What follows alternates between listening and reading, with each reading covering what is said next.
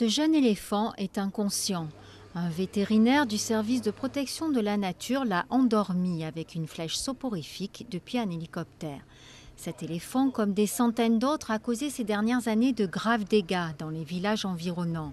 Alors 50 d'entre eux vont être déplacés vers la réserve naturelle de Masai Mara, à 150 km d'ici. Notre plus grand défi aujourd'hui pour la protection de la nature au Kenya, c'est l'augmentation de la population kenyane et son implantation dans le pays. Les seules terres disponibles sont les grands espaces naturels.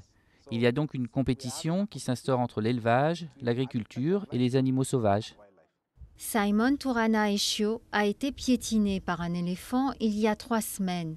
6 éléphants ont ravagé sa ferme en pleine nuit, mangé ses récoltes et ils l'ont attaqué alors qu'il essayait de les faire fuir.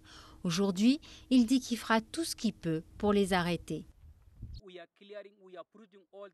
Nous défrichons et nous déboisons pour que les éléphants s'éloignent de nos terres.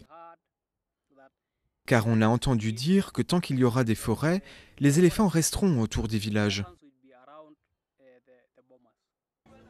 Pour éviter la déforestation, les éléphants doivent donc être déplacés. Ce projet est un test. Si les 50 éléphants déplacés s'habituent bien dans leur nouvelle réserve, alors 150 autres les rejoindront.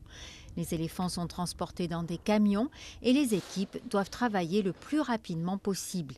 Ils sont ensuite réveillés à leur arrivée dans leur nouvel habitat.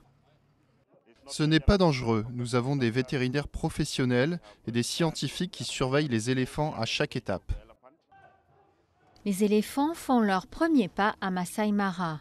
Les fermiers, eux, espèrent qu'ils y resteront pour que chacun vive en paix.